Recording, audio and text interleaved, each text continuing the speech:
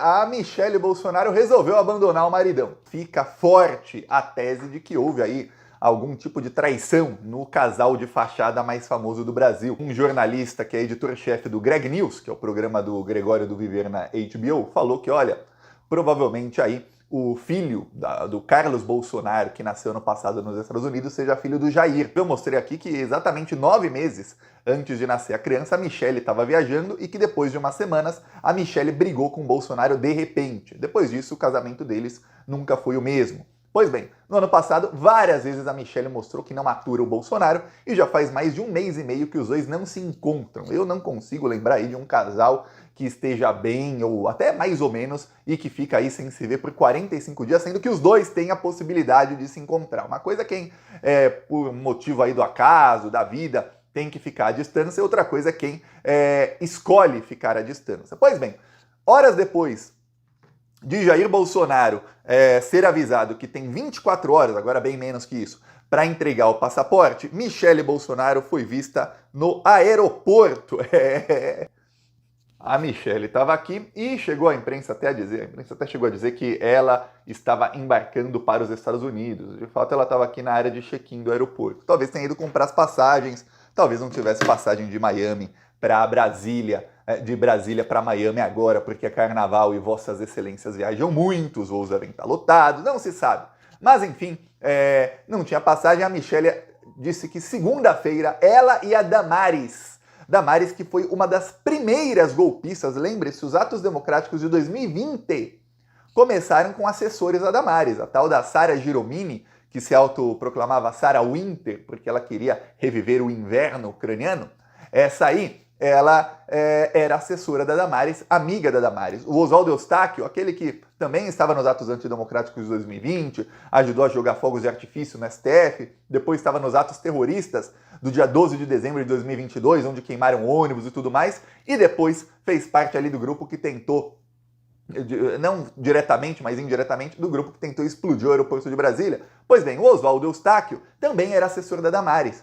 Mais do que isso, aquele Macedo, que também estava foragido, foi preso, que também é um dos que tentou explodir o aeroporto de Brasília, também trabalhava com a Damares. Mais do que isso, depois do Oswaldo Eustáquio ser demitido, a esposa dele passou a trabalhar para a Damares. Até brigaram depois de um tempo, quando ela acabou demitindo. Também os líderes, aqueles que soltaram fogos de artifício no STF, eram 3. 2 deles eram assessores da Damares. Então a Damares está aí involucrada no golpe, na tentativa de golpe, olha, desde o início, desde lá atrás.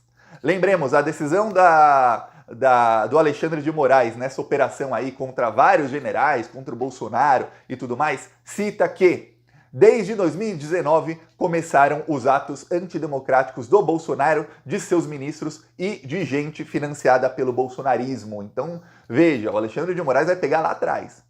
O que será que vão fazer Michelle e Damares nos Estados Unidos? Não se sabe. No começo, como viram a Michelle na área de check-in do aeroporto, a imprensa chegou a noticiar que ela estava embarcando, né? Que era o que parecia. A Polícia Federal vai na casa do maridão dela, de repente aparece a Michelle no aeroporto. Michelle estava sumida das redes sociais, sumida de todos os lugares, e aí aparece. O Metrópole chegou até a colocar aqui, ó, Michelle Bolsonaro viaja para os Estados Unidos após a operação da Polícia Federal contra o marido. Aí depois eles disseram, a primeira-dama embarcará nos próximos dias para fazer uma turnê por igrejas evangélicas ao lado da Damares. Lembremos que a Michelle ainda pode ir para os Estados Unidos, o marido dela não, que ele não tem passaporte. Começou aí, na tarde aí dessa quinta-feira, um rumor muito forte.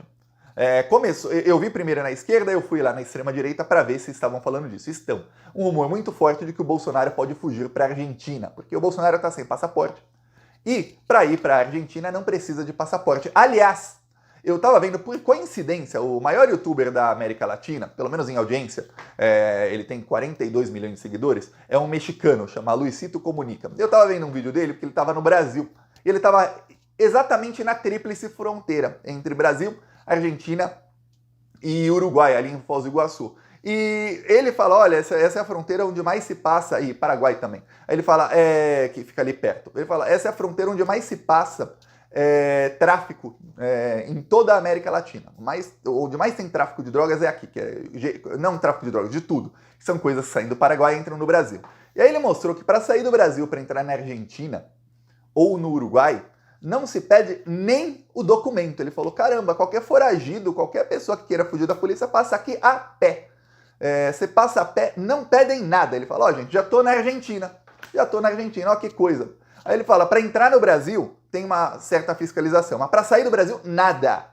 Aí eu fiquei assim, eu vi esse vídeo faz uns 3 dias, o vídeo ele publicou faz também uns 4, 5 dias, eu fiquei preocupado, eu falei, pô, peraí, o Bolsonaro sabe que tá para ir preso, se ele quer ir para a Argentina, o Oswaldo Eustáquio foi para o Paraguai, ele já estava com mandado de prisão, ele conseguiu, de repente apareceu no Paraguai. Por quê? Porque não tem praticamente fiscalização, e sem passaporte pode ir. No caso, agora começou um rumor enorme e bolsonaristas pedindo até para que o Bolsonaro fique na Argentina, onde o presidente amigo dele ele vai conseguir asilo sim ou sim. Não tem chance nenhuma do Milei não dar asilo político para o Bolsonaro. A única coisa que o Milei poderia fazer assim, é que o Milei não quer muito o bolsonarismo perto dele, não por queimar o filme ou coisa do tipo, que o Milei lá tá nem preocupado com essas coisas, ele não tá preocupado com queimar o filme, que isso ele já queimou muitas vezes. Mas porque o Bolsonaro, quando chega num lugar, ele quer começar a meter o dedo, a ficar ali enchendo o saco, e essas coisas o pessoal do Milei não gosta do bolsonarismo. Teve aí uma grande aliança do mileizismo com o bolsonarismo, e aí nem sei como é que chamam lá o mileizismo, acabei de inventar a palavra, mas enfim, do pessoal lá da Argentina com o bolsonarismo, mas depois que o Milei foi eleito, eles mais ou menos se separaram. Continua ainda tendo muito contato, mas mais ou menos se separaram porque os bolsonaristas querem meter o bedelho em tudo, querem ficar tomando decisões, sendo que não é nem o país deles. Não são eles que ganharam as eleições, eles podiam daí tomar as decisões quando estavam no governo no Brasil. Agora, em outros países, não aceitam. Mas daria sim asilo para o Bolsonaro. Então o bolsonarismo está aí, falando, vocês têm que se refugiar. No Paraguai, o Oswaldo Eustáquio conseguiu asilo, não foi preso até hoje. O Bolsonaro, e se ele consegue asilo na Argentina? E aí? E se ele consegue no Paraguai? E aí? Vai ficar lá o Bolsonaro solto? Vivendo a vida que ele sempre quis, porque a vida que o Bolsonaro está vivendo hoje, fora as operações da Polícia Federal que ocorreram uma 10 dias atrás e outra agora, o Bolsonaro está vivendo a vida perfeita dele. Ele falou, palavras dele, não sou eu, Thiago, que a vida que ele quer é o quê? Ficar andando de lancha, pescar, andar de jet ski, aí comer o peixe que ele mesmo pescou, ficar andando aí pelas ruas, ele gosta de Angra dos Reis, e ele já chegou a falar que ele se aposentando, ele queria ficar em Angra dos Reis, ou seja, ele está vivendo a vida dos sonhos dele. Ainda mais que ele anda lá, ele tá sempre com uma claque do lado dele, então onde ele vai tem sempre meia dúzia de imbecis pra ficar, aí ele grava vídeo, ele e mais 5 pessoas, ele olha só como eu sou popular, manda o Lula tentar sair na rua, ele grava vídeo acenando assim pro nada, e é essa vida que ele quer. Acorda, vai pescar, não faz nada o dia inteiro. E aí eu falo, o cara que matou, assassinou 700 mil pessoas, ele merece viver, seja no Brasil, na Argentina, no Paraguai, uma vida nem que seja parecida com a vida que ele sempre sonhou, ou ele merece ser enjaulado? Fica aí a pergunta para algumas pessoas que eu vejo muita gente de esquerda falar, eu não sei se é bom o Bolsonaro ser preso, porque aí ele vai se fazer de vítima. Bom, que se faça de vítima, ele já fez 700 mil vítimas. Mas a gente sabe que passou de 1 milhão. E dava risada enquanto as pessoas morriam. A gente tá falando só de ser preso. Ninguém vai assassinar o Bolsonaro, é só ser preso. Que apodreça lá. Que o Bolsonaro fique preso. Que depois ele ser preso, que viva até os 90 anos e fique até os 90 anos, olha, todo acabado lá, que ele já tá acabado com a idade dele, imagina aos 90, preso. É isso que tem que ser o futuro dele. Tá aí um rumor enorme de fuga dele. A Polícia Federal, não pense que a polícia não está monitorando, a polícia pegou o passaporte dele exatamente porque tem muito indício. Tem uma coisa da investigação que foi tornada pública que quase ninguém falou. Essa investigação, o Alexandre de Moraes na decisão, ele não deu ali as provas todas. Parte das provas estão no relatório ali na decisão do Alexandre de Moraes. Outra parte não está. Então essas provas serão tornadas públicas. Mensagens, vídeos, tem um vídeo bomba aí, áudios, tem áudios bombásticos, serão tornados públicos pela Polícia Federal ou pelo Alexandre de Moraes no final da investigação, e tá acabando. Mas o Alexandre de Moraes, ele cita 6 núcleos nessa investigação, 6.